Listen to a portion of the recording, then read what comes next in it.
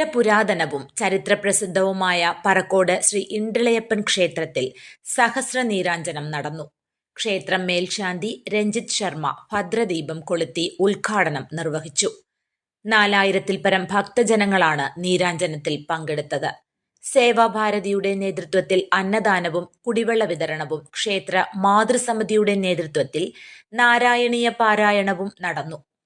വൈകുന്നേരം ദീപാരാധനയും ദീപക്കാഴ്ചയും കരിമരുന്ന് പ്രയോഗവും നടന്നു.